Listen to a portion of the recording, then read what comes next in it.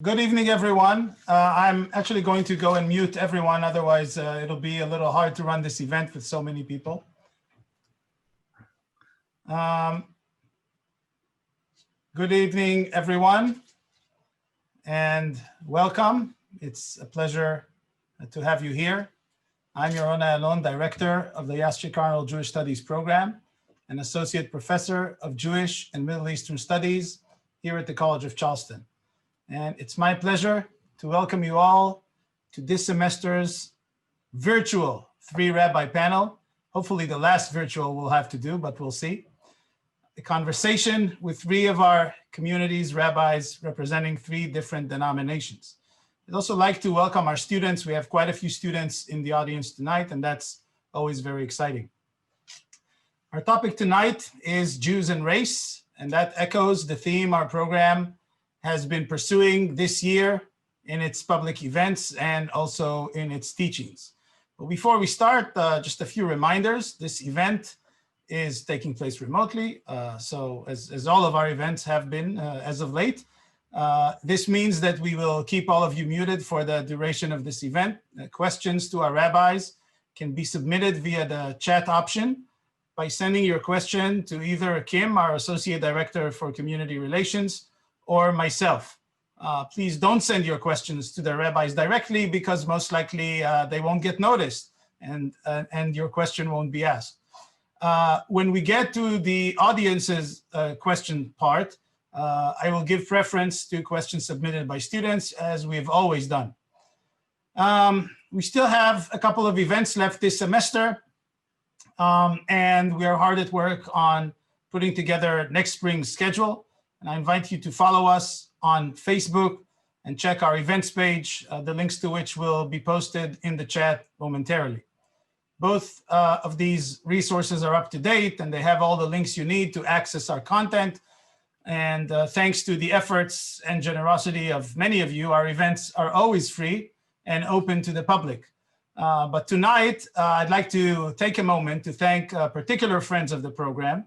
The 3-Rabbi panel and many other Jewish studies community programs like it are made possible by the Karish Family Fund, endowed several years ago by the Karish family. Charlotte and the late Stanley had a deep passion for and dedication to this community. Those traits are worth admiring and celebrating, and we do so when gathering as a community for events such as the panel tonight. I have already noticed that Charlotte and Fern, and I believe from what I was told, other members of the Karish family are with us tonight. So thank you very much for joining us and for all you have done for our program and for our community. We're almost done with the introductions, but not just yet. A quick word of explanation is probably in place for those among us who are less familiar with Jewish movements and denominations. In the 19th century in the US and in Western Europe, Jews for the first time became equal citizens of their countries, while also being exposed to ideas and values of the Enlightenment. Judaism had assumed a Jewish autonomy and separateness, and it could not continue in the same way.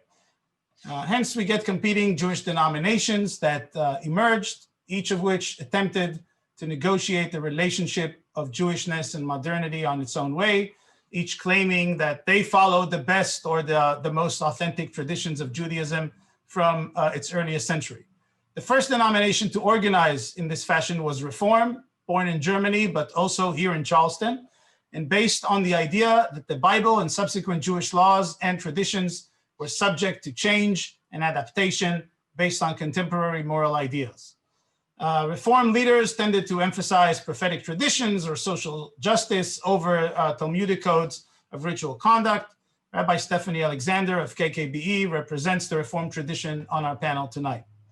Orthodox Judaism was organized in reaction as a rallying of forces opposed to these ideas and committed to Jewish law as interpreted in the seminal 16th century legal code, the Shulchan Aruch, the Set Table, and its subsequent commentaries. Orthodoxy is represented here tonight by Rabbi Scott Hoberman of BSBI.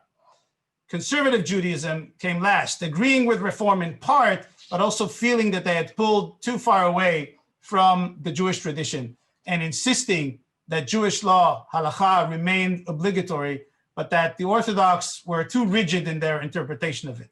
Rabbi Evan Ravski of Synagogue Emanu-El represents the conservative tradition on our panel. Before we get to our discussion, and really we are almost done here, please just allow me to take a moment to recognize and introduce two members of our panel for whom this is the first three-rabbi panel. This summer, our community welcomed two new rabbis, and we are very fortunate to have them with us tonight. Rabbi Evan Ravski grew up in a conservative home and congregation in Woodbridge, Connecticut, before assuming his position at Synagogue Emanu-El. Rabbi Ravski served as the assistant rabbi at Congregation Olam Tikva in Fairfax, Virginia. He received his rabbinic ordination in 2015 from the Jewish Theological Seminary in New York, after having earned his MA in Jewish education from the same institution in 2007, and a BA in Judaic Studies from the George Washington University in 2005. Rabbi Ravski previously worked as a teacher, and he's very passionate about Jewish education, including Holocaust education, and about building strong communities. Our other new member is Rabbi Scott Hoberman. He's the new rabbi of BSBI Synagogue. He grew up in Chicago and spent 2 years studying in Israel at Yeshivat Sha'alavim prior to completing his BA in mathematics and receiving his rabbinic ordination from the Rabbi Isaac Elchanan Theological Seminary at Yeshiva University in New York.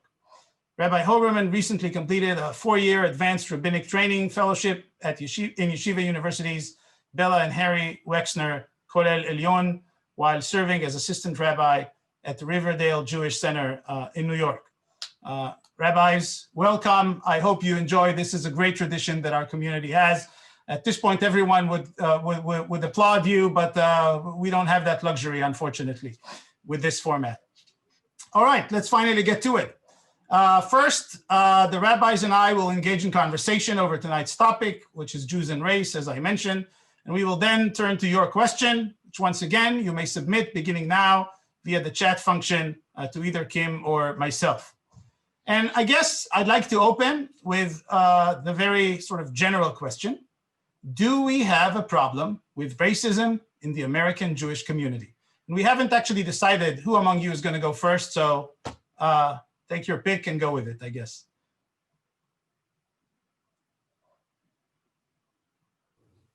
Well, I suppose as the longest tenured, I'll go ahead and jump in. If for no other reason, because it allows me to welcome my colleagues too. It's so good to have both of you in the community, and it's so good to be with both of you in this format tonight. And Yaron, if it's not presumptuous of me, I'm going to already declare this program a huge success, just because I'm watching people scrolling through and seeing faces that they haven't seen for such a long time. And it's beautiful to watch our Jewish community come together in whatever way we're able to do these days. So that's right. Thank you to Jewish Studies for pulling this off. Absolutely. Thank you. So do we have a problem with racism in the American Jewish community? I don't want to be flippant, but I think this is a yes, of course, answer. And there are so many different dimensions of the problem that we could address. I'll just go ahead and put a few out there. As American institutions, as well as Jewish institutions, we participate in the landscape of American society. So in every place where there is systemic racism, we are part of that as institutions, as individuals engaged in those institutions. But it's more than that. We see it within our Jewish community in ways unique and particular to us as well. There's a statistic that's out there, I believe it's only a year old, that somewhere between 12 to 15%, if not more, and a growing percentage, but 12 to 15% at least of the Jewish community, Jews in the Jewish community, are Jews of color. And they consistently report differential treatment and experiences than white Jews encounter when they come into our synagogues and our Jewish institutions. And we hear examples of people being mistaken as staff, as perpetually being asked, are you Jewish? Are you Jewish? What brings you here this evening or today? Of having to justify a rationale for being with their community. And especially when they're with their community, at moments of need, in some cases responding to racial injustice they experience outside of our institutions, and coming within to be able to address that, and having a difficult time doing so. So for Jews of color, for those who are in multiracial families, individuals of color raising Jewish children, we hear those issues coming up time and time again, and it's something we really have not, I think, taken a deep enough look at. However, I will point out, maybe many of you have seen, because it went viral, the Yom Kippur sermon that Rabbi Angela Buchtal-Warner gave at Central Synagogue this year, talking about her experience as a Jew of color, a rabbi of color, her with an Asian mother. And because it went viral, I do think there's an openness to addressing this issue that we have in the Jewish community, at least an initial openness, but we have to do the work itself.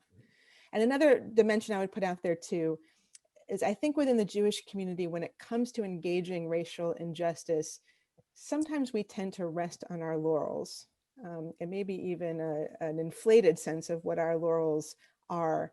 Our work in the civil rights movement of the 1960s. And we point out how there was a disproportionate number of Jews among the whites working for civil rights at that time in our country. That is true, but still a minority of the Jewish community who were engaged in that work. And I know years ago when the movie about Selma came out, and there was an uproar about why there wasn't a rabbi depicted walking across the bridge, as people remembered there being a rabbi there in the front lines of that march. And you know, how could history be represented so inaccurately? I remember asking the question, how could our lack of involvement with racial justice issues today be such that people have forgotten the fact that we were involved? Where's the lapse between then and now, and how are we going to stand in that gap and reignite, recommit ourselves to those issues? So I'll just throw out those couple of things. There's so many more we can talk about. I'm sure we will as we go forward. Okay. One of you? Yeah, I mean, I would agree with most of what Rabbi Alexander said, is that it's not, it's not, this is one of those beautiful places where, when we talk, are we American Jews, Jewish Americans, where it all comes together, and that it is both a Jewish problem as well as an American problem. And so we do see it in the Jewish community, in the ways that Rabbi Alexander talked about. I think to add a little bit, but I don't want to repeat what she said. I think that the predominant view of what a Jew looks like is the Ashkenazi European Jew, and for the majority of communities. And so when we look around, that's what we expect to see. We have this sense of an Israeli and some of that sense of Mizrahi, but when we go beyond that, or Sephardi, right? When we go beyond that sort of Middle Eastern perception of what it looks like, we sort of can't see what Jews look like beyond that. And so it does become problematic, and it certainly is in our communities.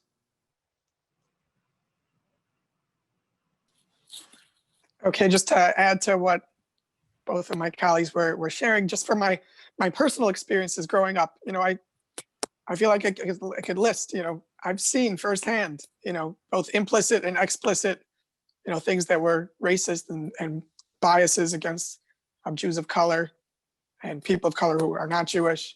Rabbi Alexander mentioned, 12 to 15% of the Jewish community are Jews of color. I don't know the statistics. I would guess in the Orthodox community, it's probably, even smaller than that. It's even more of a sliver, which probably, puts more of a magnifying glass on the issue for Jews of color. I know for Jewish converts, it's an issue. For Black converts, feeling that they have a harder transition into the Jewish community than white converts. So it's certainly, an issue in our community, and an area that we need to improve upon. Okay, thank you. And I think this is great. We all seem to agree that there is some problem, and now perhaps we can delve into what might we be doing about it. I'm curious to know, how does your denomination, each of you separately, regard this issue of racism, if there are even discussions about this. Has the attitude toward racism changed over the years? Have you seen any change in recent years, or perhaps change that happened before you became rabbis that you are aware of? I guess I'm curious to know what would be the expectations when community leaders encounter racism within their own community, if there is any discussion in your denominations about this issue. We can go in the same order we did before, or if any of you wishes to jump ahead, that's fine too. Rabbi Alexander, I can jump in if you want a break for a moment. You know, the conservative movement has dealt with this. I'm proud to say has dealt with this for over a decade. I went back and was looking at some of the resolutions that the Rabbinical Assembly, the sort of rabbinic union, right, the rabbinic organization of the conservative movement has passed. And as far back as 2002, there were different, that's as far back as the website goes right now. So there are resolutions back there about different types of injustice, whether it was economic injustice or prison reform, things that disproportionately affect communities of color. Most pointedly in 2016, there's a resolution about race or racism and police brutality, which we know has obviously played a very big part in the last 18 months, 2 years of our news cycle.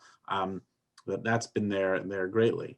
And so, one of those pieces that yes, I'm honored that it's always been a discussion in the conservative movement.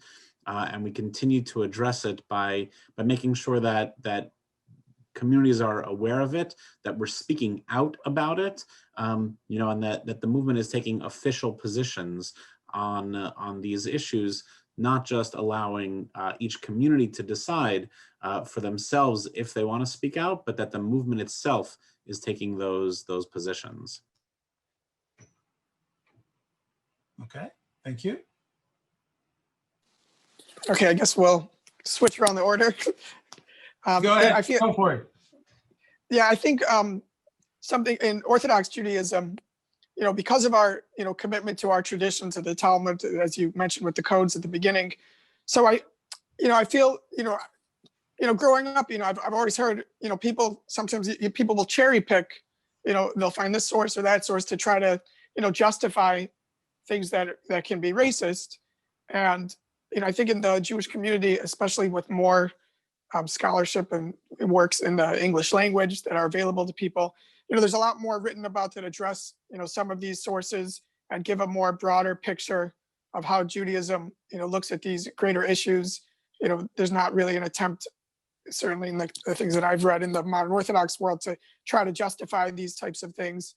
So I think that's certainly progress.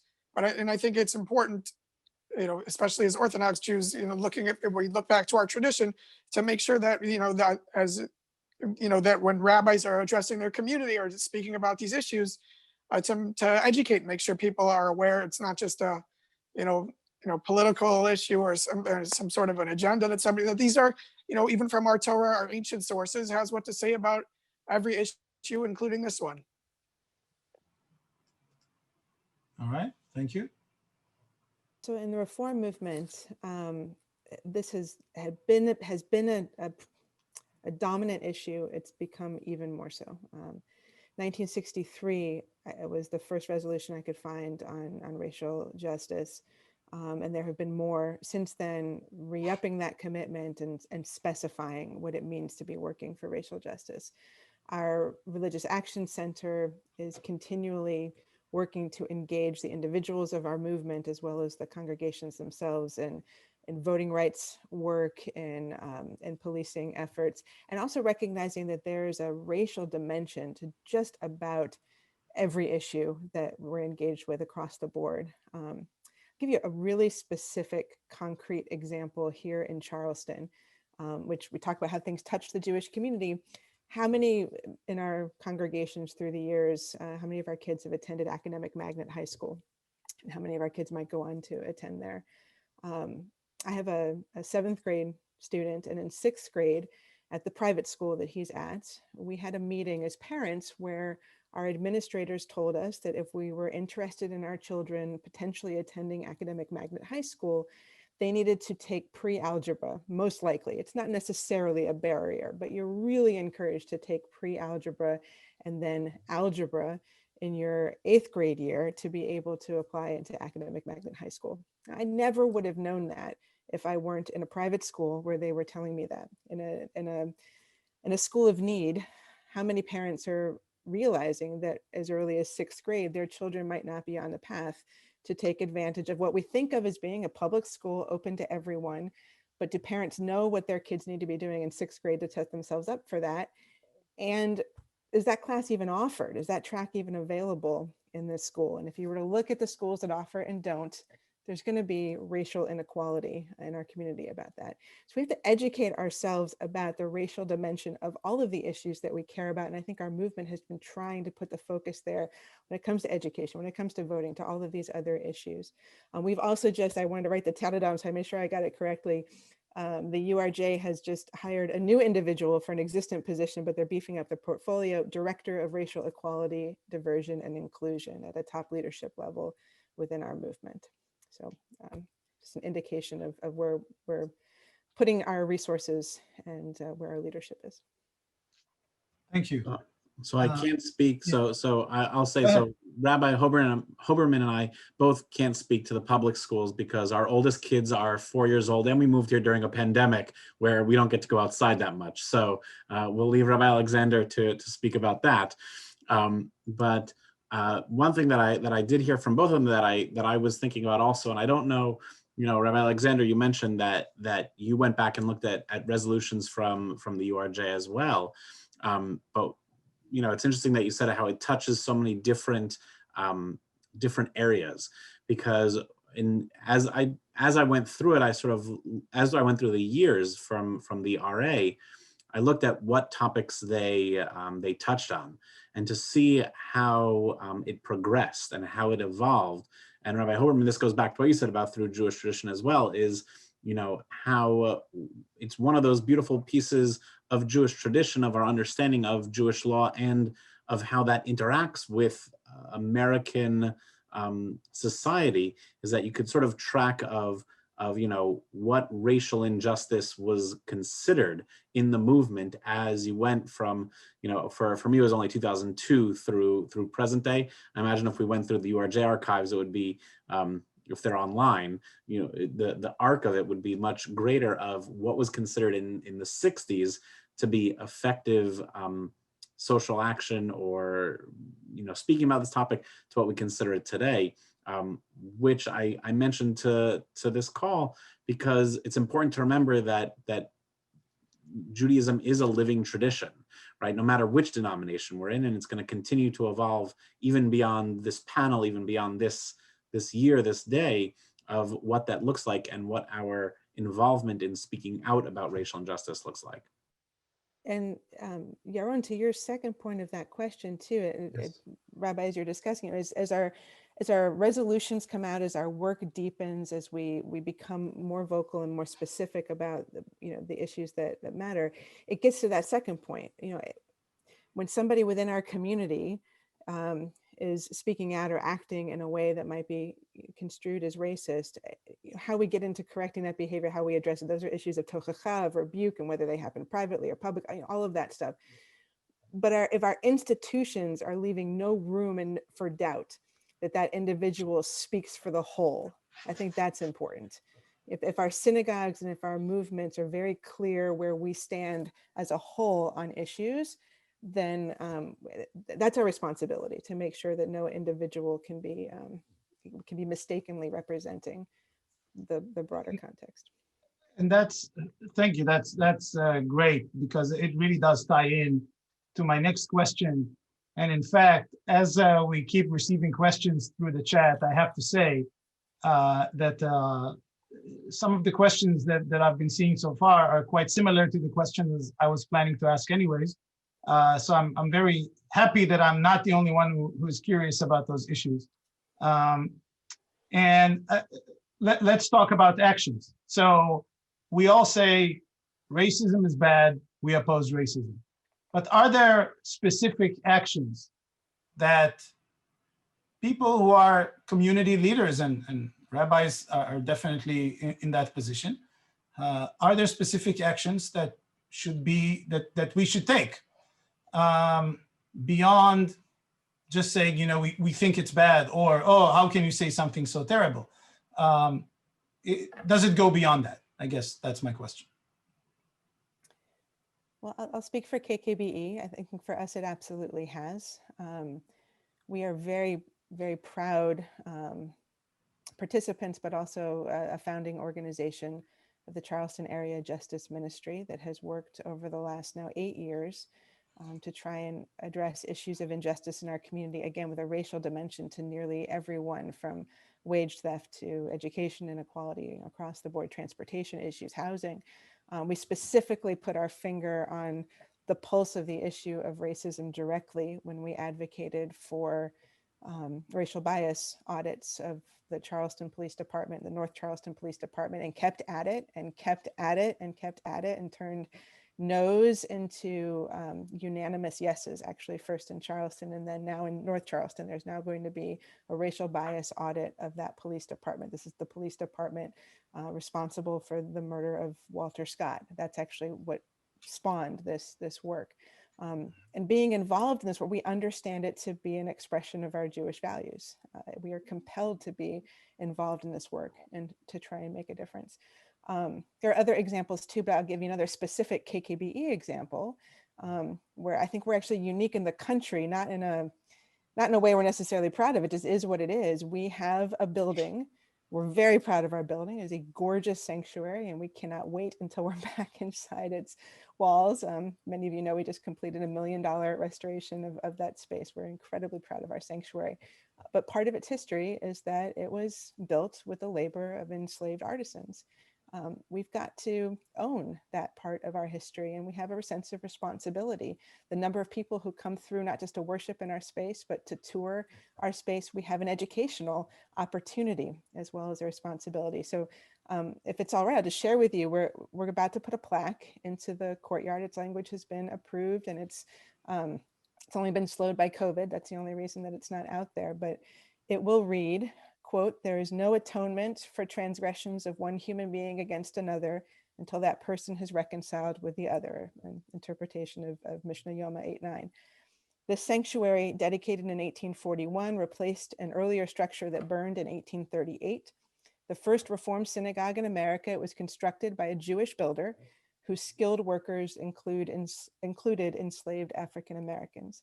Upon the renovation and rededication of the building in 2020, Kahal Kadosh Beth Elohim rededicates itself to recognizing the errors of the past and reconciling the beliefs of our faith with our actions as we commit to spiritual growth and social justice for all. So that's going into the courtyard. That's not an end statement, right? That's a commitment and a pledge going forward, that there are a series of actions that we need to engage in and to be able to create some sense of restitution for that history. Okay. Rabbis, Ravski and Hoberman, or one of you. Okay, so that was really fantastic. Both the things Rabbi Alexander mentioned, the efforts that KKBE is doing and acknowledging its past, I think that's really, really commendable that KKBE is doing that. In terms of myself, so I really haven't, certainly in my few months here, but I haven't made, social action really one of my priorities in my rabbinate. This may be something that, different Orthodox rabbis may, have different priorities and different things that they're involved with, and that's great. But in terms of, I think the question asked, we all oppose racism. Is there more that we can do besides just saying, we oppose racism? To me, the main thing that I see as the rabbinate for myself is, teaching and educating people. So, I feel like, me saying that we oppose racism in a sophisticated way and showing, this is our Jewish tradition. These are the sources. We believe that, man was created in the image of God. It doesn't just mean the Jewish people are created in the image of God. It means all of mankind. And, showing our congregants and educating and teaching people that this is our tradition, this is what the Torah means, these are what the sources indicate, this is how we're supposed to live our lives. I feel that that's, my main goals. And, I hope to be able to make progress in that respect.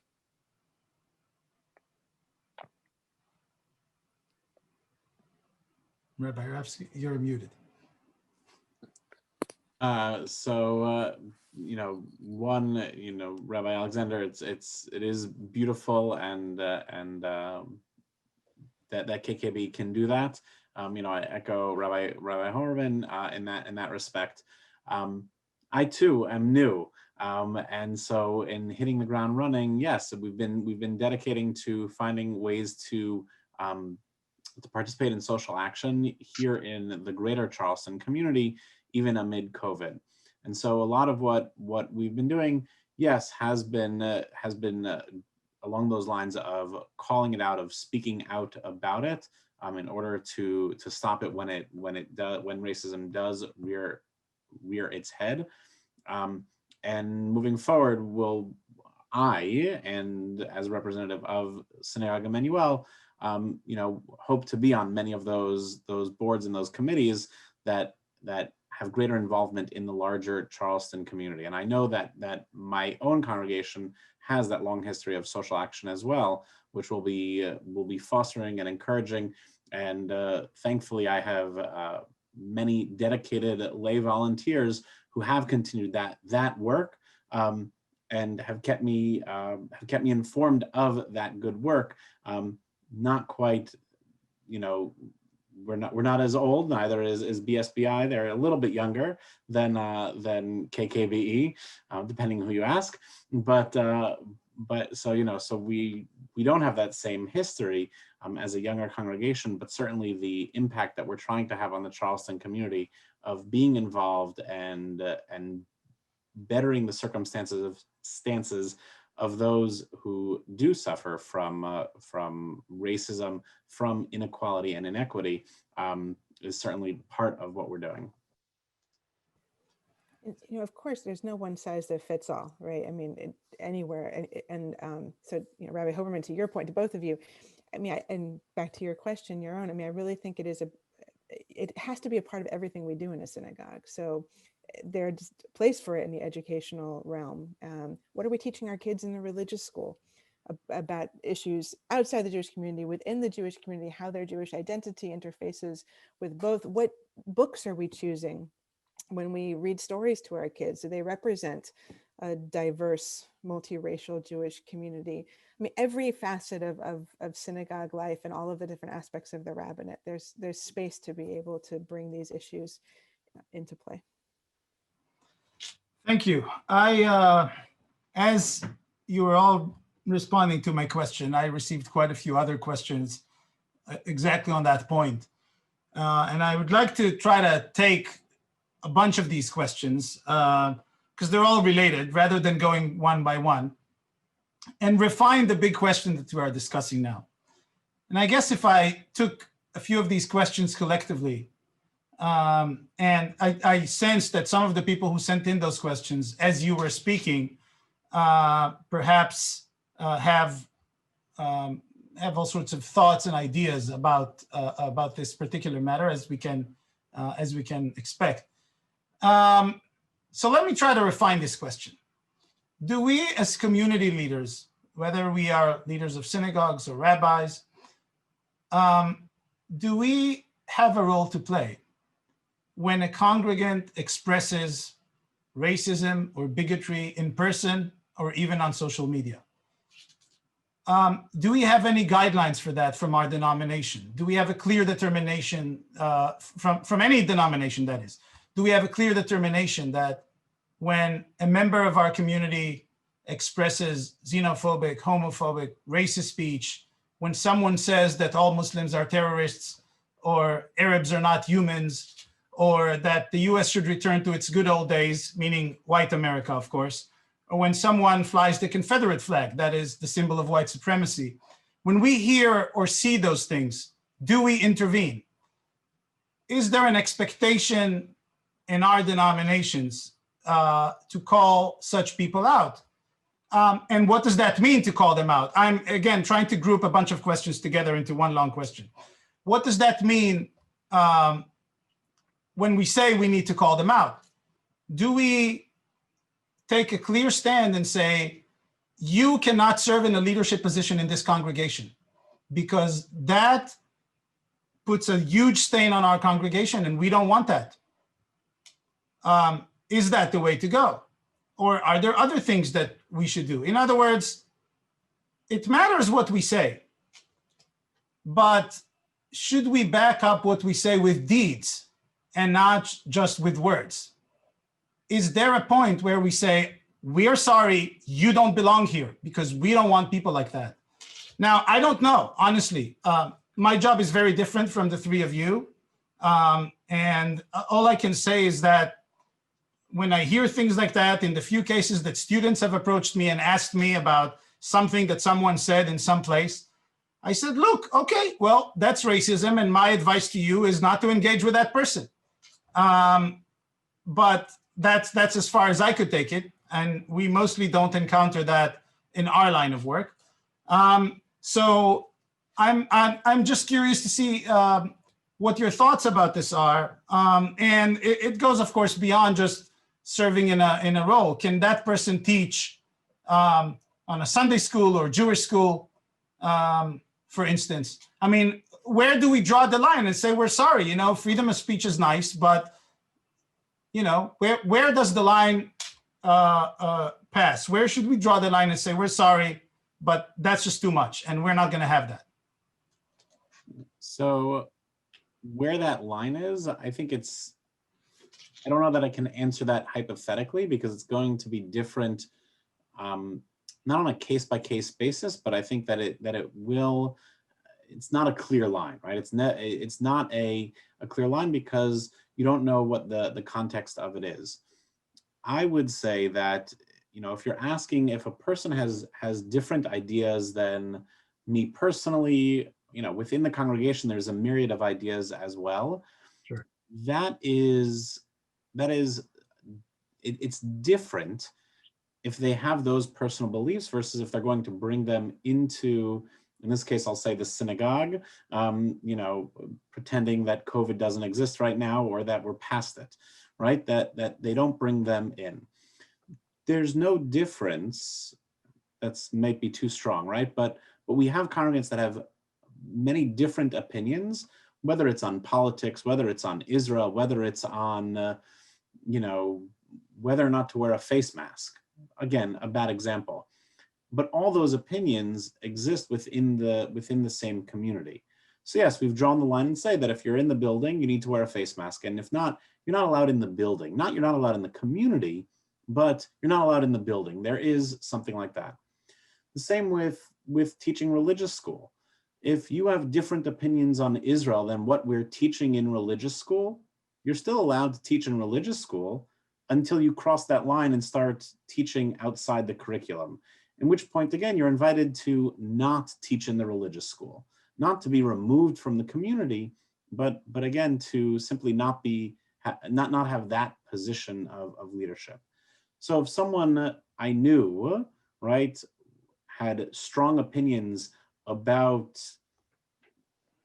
flying the Confederate flag, I may not invite them to give the Dvar Torah, you know, when we're talking about Sefer Bamidbar and every tribe hanging their own banner outside of their tent, outside their station.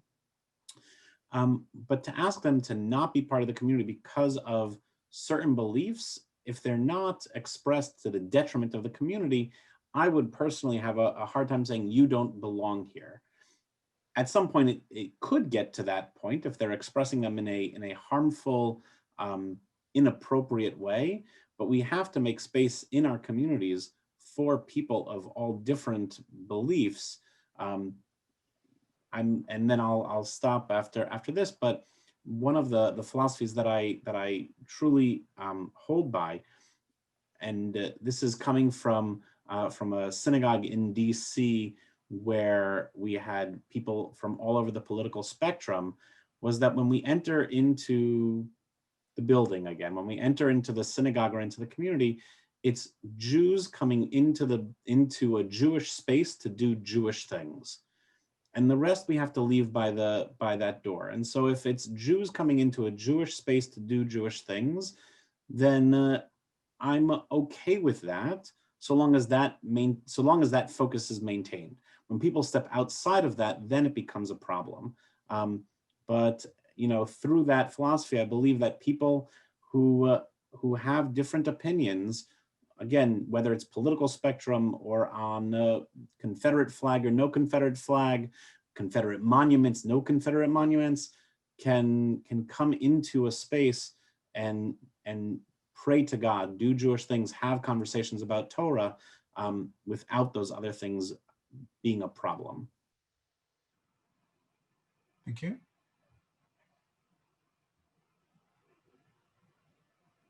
Okay, I think Rabbi Alexander mentioned earlier in this talk about the mitzvah of tochacha, of rebuke, that when somebody does something wrong, the Torah tells us, we're supposed to rebuke our fellow when they do something wrong. So obviously, when you talk about racism, there's a whole spectrum of, how racist something could be. Somebody could fall in the lines of like what someone may see as a legitimate political position, and may have some racist connotations. So there may be some gray area. There are certain things obviously that are explicitly wrong and inappropriate, and there's a mitzvah of tochacha. There's a commandment to rebuke someone when they're doing something wrong. Does that mean having a synagogue policy that the person is not allowed to enter? Generally not. I mean, usually we have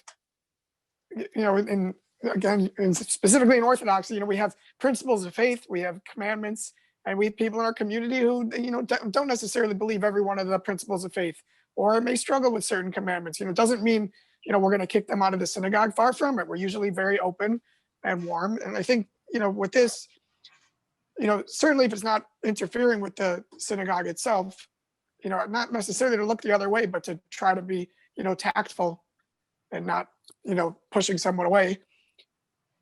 At the same time, you mentioned you asked at the beginning of that question, I'll respond to the first half, about our denominations and what they say. I don't necessarily represent all of Orthodoxy, but I printed out the Rabbinical Council of America, they have a statement on racism. I think it was printed in 2017. I didn't print the year on it. They say they encourage the members of the Rabbinical Council of America to protest in the name of Torah ideals, manifestation of racism in the societies in which they live. Some other things here, and then identify and combat manifestations of racism, which may occasionally occur in the communities they lead. So, this is, part of the Orthodox belief, being able to protest and condemn something that's done wrong, again, in a tactful and respectful way. There was one other thing I was just thinking, it just slipped my mind. I forgot what I was going to say. Okay, I'll get back to it if I remember. Okay, thank you. I'll jump in, and feel free to jump back in if it comes back to you. I know that feeling. I'll go back to what I said before, maybe just elaborate on a little bit. I think it's really important for our synagogues to take strong, clear, well articulated and well publicized positions on how we feel about racial injustice. And then there won't be any question whether or not an individual is speaking for that congregation or not. As a leader within the congregation, if you're on the board, if you're chairing a committee, if you're teaching in the religious school, very much a leader in our congregation, the expectation is that you are upholding and furthering the things that the congregation stands for. So the line might be there, not an absolute line, but certainly a cause for conversation and engagement. But if your congregation is taking a strong stand on what it means to be engaged in racial justice and to be actively an anti-racist as an organization, as individuals, then what better place for that individual to be than within your walls, because they're continually going to be encountering Jewish texts and values and lessons that are helping to ground the fact that they are wrong. And we want them to grow and we want them to learn. And hopefully the longer they stay engaged, the more they will do that. All right, thank you. Rabbi, is anything else to add here? Not really. I just remembered the thing I forgot. I was just going to mention, I'm not, you mentioned like on social media, like I personally am not on social media, at least not yet. A couple of people are trying to pressure me to get on it finally. So we'll see. But, I'm not like looking into people's personal lives to try to find, them saying something that is contrary. It's not really what I'm, out looking to try to, peer into people's lives and find them saying something wrong. I think if I may, for a change, I know typically I'm just the host, but if I may just quickly respond to that, I think that we personally are very active on social media or not, that's one thing. But I think what at least some of the people here who are sending us questions are more referring to is a situation, by which you become aware, let's say, of a post that becomes quite public, right? That someone has, you don't have to be Facebook friends with that person. That someone did this or wrote an op-ed, for example, and that is hurtful or outright racist or discriminatory towards a particular group. And the question is, what do you do with that? And I think if I read between the lines, but it may just be me, if I read between the lines of some of the questions, I think that what some people are interested in knowing is if we encounter something like this, okay, then it's one thing to say, let's say I didn't see it, or I'm not on social media. It's another thing to say, I'm going to completely ignore this. And by the way, my congregation was planning on, celebrating the lifetime achievements of that individual or giving that person some sort of an award. And why don't we continue that? Because that person is really great in their contribution to our congregation. And I think that's the question. Like, do we say, okay, it's clear, and all of you are saying, and I think the message is clear, there are some limits. We're not going to say this person is not welcome here, but we need to try to do a better job. There's a difference between, okay, you're welcome here. You can come and daven with us if you want. That's fine. We expect you not to bring that type of behavior into the synagogue. That's fine too. That's one thing. And the other is to say, we're going to go ahead because in addition to you being a racist, you also contribute a lot to our congregation. So we're going to celebrate that. And my sense is that there are people, at least by the questions I'm getting, and I'm sure others who are not sending those questions, who say, that rubs us the wrong way. That shouldn't happen. So I would reassure those people to know that, and I'm thankful, and I'm gonna imagine that my two colleagues are thankful as well, that we have boards that we would take those decisions to, and that those decisions aren't made by a single individual of honoring or taking an honor away, or in that case, but truly that we're not sitting here on high making those decisions, but rather that those are made within the community and by the leadership of the synagogue. Going back to what all three of us said, is that there is no clear line as to where that is, where we can just say if a person does X, but that it is case by case or at least situational, where that decision is being reviewed not by one person, but by the entire leadership of the synagogue, and we're all grateful for that. Well said.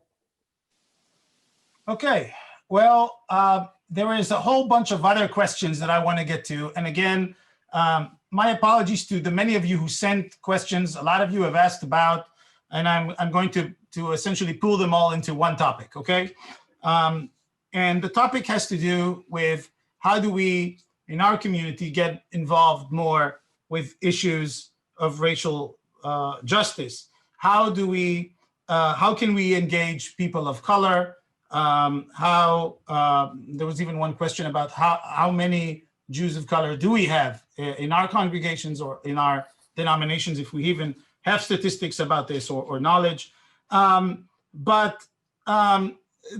were several questions here about Black Lives Matter. And this is something that I mentioned to the three of you before our discussion today, because I'd like to take a couple minutes to play a short clip for everyone who is here with us tonight. Last month, our program hosted Dr. Mark Dollinger, who is an expert on Jewish-Black relations. And he's also an ardent Zionist. And I asked him this question toward the end of the conversation. I asked him about the involvement of the Jewish community with Black Lives Matter. In other words, several years ago, we all know in one of those manifestos came up the issue that Black Lives Matter, or so, this is how people understood it, endorsed BDS and therefore rejects the right of Israel to exist. And that was several years ago. And actually, the issue hasn't really been emphasized too much by the movement or by activists. But there's still many in the Jewish community that regard Black Lives Matter as anti-Semitic because of their support of BDS. And let's leave for a moment the issue that not everyone who ever signed the BDS petition is an anti-Semite, but that goes into another debate. But people have an issue with this. Still, a lot of people do. And so I want to ask the question to all of you: how do we engage? How do we do a better job with engaging people of color and Jews of color, and really maybe breaking down those racial barriers that often exist because we don't know people who are not like us? Again, trying to pull collectively a bunch of questions here. But before I do that, I'd like to just play that 2-minute video, because I think that Dr. Dollinger really gave a very persuasive answer to the question, what do we do as people in the Jewish community who are also Zionists? What do we do with Black Lives Matter? So let me just share this, and we'll play it. As I said, it's 2 minutes. So.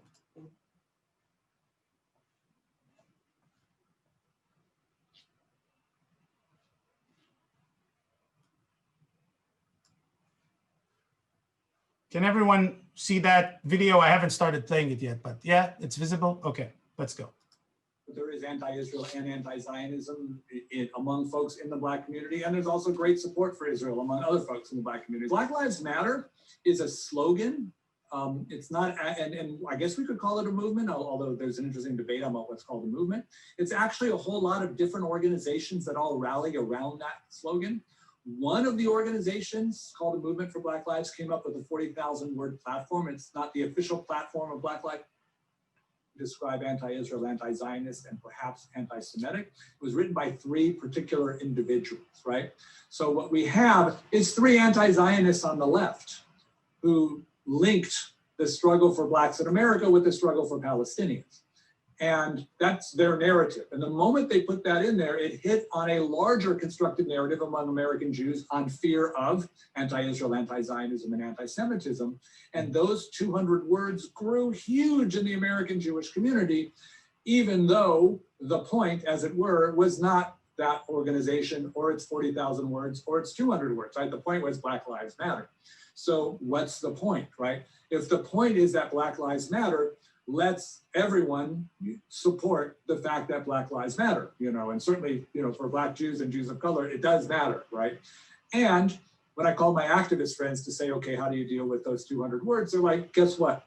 If white Jews are going to say that because 3 people in the movement wrote 200 words in a 40,000 word program of their own political views that we disagree with, and therefore American Jews should either leave the movement or offer a challenge to Black people to disassociate from it, we're going to lose on every front. Right? We're not going to help racial justice, and we're not going to express well this sense of solidarity. So instead, they say we're going to support Black Lives Matter. We're going to get proximate to Blacks, and then while we're sitting side by side, at the demonstration, we'll say, hey, we need to talk about Jewish nationalism, because guess what? For me, as a Jew, I happen to believe that Zionism is central to my identity and it's important, and I'm not really pleased that I'm sensing more and more, and then you go from there. All right. So this is the quick quote or quick share of what we were told last month. And I guess I'll leave that question to all of you. It's a big question. What do we do, and how do we do a better job?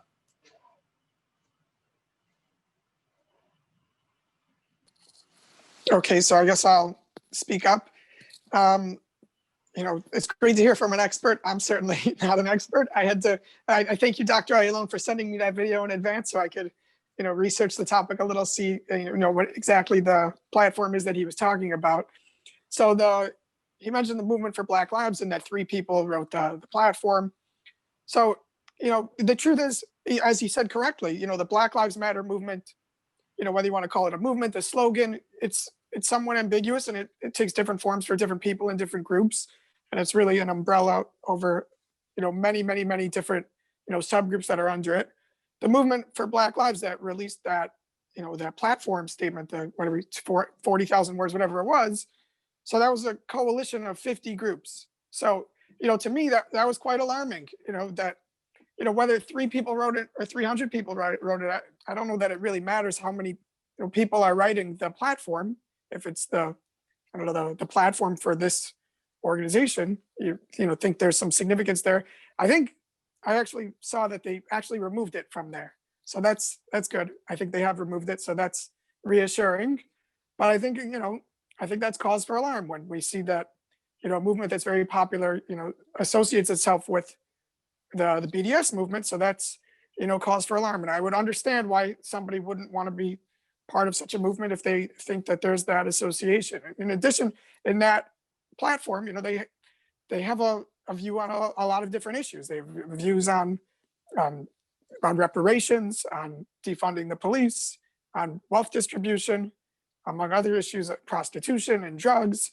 So I think on a lot of those issues, you know, even people who are both not racist could disagree about some of those, you know, political issues. You know, what's the correct way to address racism, whether that means to defund the police. I think intelligent people who are both not racist could disagree on that issue, and it's a worthy cause for a discussion. So, you know, I understand why someone wouldn't want to align with a movement if it doesn't, you know, fully align with the person's value system. That being said, the Black Lives Matter movement, you know, once you're not looking at policy positions, once you say, you know, it's just a hashtag, it's just a slogan.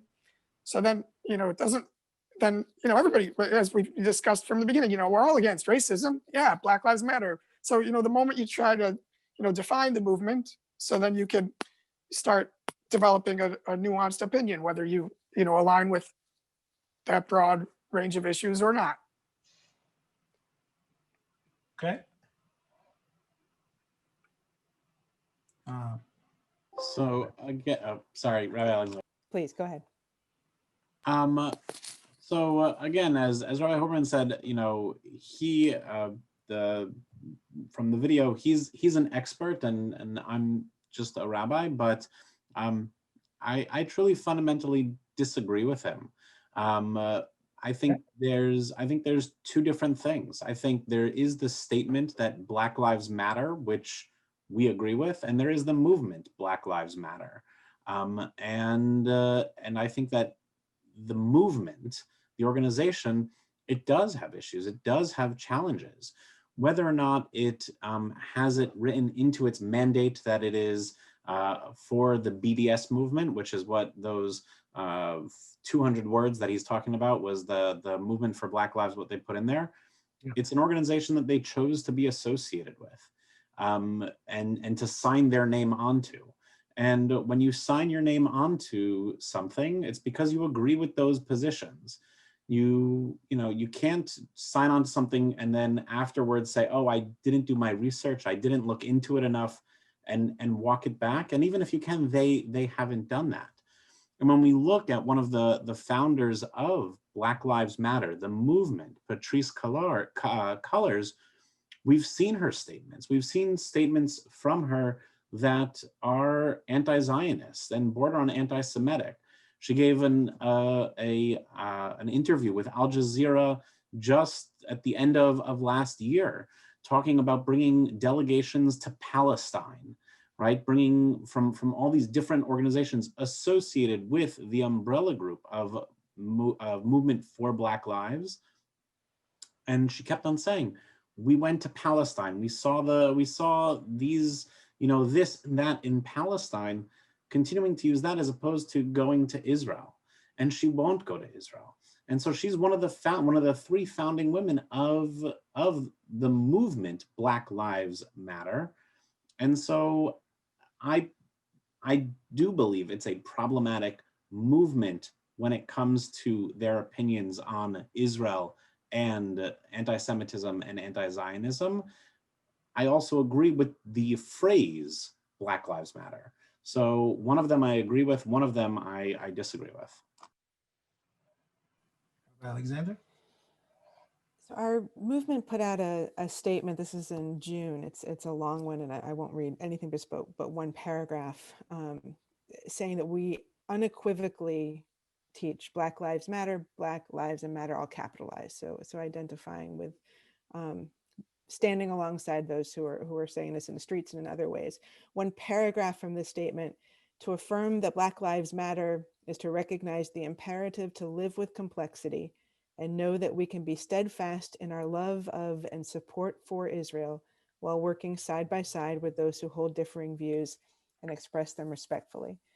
So that's a statement of our movement. But I've been thinking about this for a while, and I hope it's okay. I know we don't usually script out our remarks except when we've done this in person and we've scripted them out at the beginning. So I'm delaying my scripted remarks here. I just wanted to make sure I could say what I wanted to say and say it succinctly.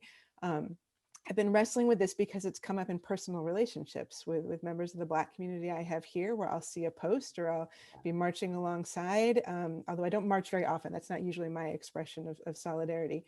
And it hurts. It's painful when you think you're lockstep with someone and then you feel this rift that gets at something that's very deeply important to you. So this is what I wrote actually in a journal and then polished it a little bit to share with you. But Blacks and Jews share historical experience of discrimination, persecution, and prejudice. As minorities, we understand each other better than others, or at least we should. That's how the narrative goes about the relationship between Blacks and Jews. We have a shared experience, and so we have shared concerns. We're united by Charlottesville. We're united by Tree of Life and Mother Emanu-El. We're united right there on those old signs, and pardon me for quoting them, but the ones that read, "No dogs, no niggers, no Jews." But sometimes our concerns aren't shared. And sometimes the empathy we usually feel from or for one another just isn't there. We feel its absence when Louis Farrakhan is an invited speaker at a community event. We feel its absence when a Black Lives Matter protester also carries a sign that says "Free Palestine." We start to question the partnership, doubt the alliance. We hold back and move back to the sidelines. But justice isn't based on feelings, and alliances aren't grounded in victimhood. They stem from shared values, and we do share values. We know that Black lives matter. They do, full stop. Where we sometimes differ is on ideology, the political and social plan to realize and enact those values. And that's okay. We can differ, but values are enduring. Differing ideology doesn't mean we need to or should revisit our values. And one of our most enduring values in our community is that we're all created b'tselem Elohim, in the image of God. We know that because our tradition traces all humanity back to Adam and Eve in order to teach us that all humanity is one family. We know that because saving one life is the equivalent of saving the whole world, and it doesn't matter the race of that one life. So while we might disagree with an ideological platform or choice of community speaker, and we might disagree vehemently, we might even be deeply hurt, it can't move us from the fundamental understanding that every human being has equal value, and to assert in a nation that continually devalues Black lives, Black property, Black assets, that Black lives matter. And in order to do that, and this is, I'll get off my script, in order to be a part of that narrative and actively move it forward, we in the white community can't drive it. We have to show up with those in the Black community. And as Dr. Dolgen says beautifully, once you're there side, by all means, engage in the parts that hurt us, engage in the parts that make it difficult for us to be there, but be there. Right now, that's the most important thing. Thank you. We are, sorry. No, I was going to say, beautiful words, Rabbi Alexander, and if I can, but where I'm going to hold that I respectfully disagree in that we disagree in part, right? Again, it's talking about, are you talking about the phrase or about the movement? Because I believe in a strong relationship between America and Israel. Whether I choose to be part of AIPAC or part of J Street or Jewish Voices for Peace or any of those other organizations, I can choose to be part of that organization or to be not part of that organization. And so I can choose to believe that Black Lives Matter, but also choose to not engage with an organization whose founder accuses Israel of genocide. And so we have those choices to support the value and to support the idea, the concept, but not support the organization. Just like we do with many other organizations that we choose not to be part of because of what they say and what they believe. Right. So, I respect that. Absolutely. So where I would push back is, you say you can make a choice. We've got different ways to engage with Israel advocacy. We've got all kinds of organizations in the Jewish community, and we can pick and choose. But what other organization, what other conglomeration of people in the Black community is driving this forward?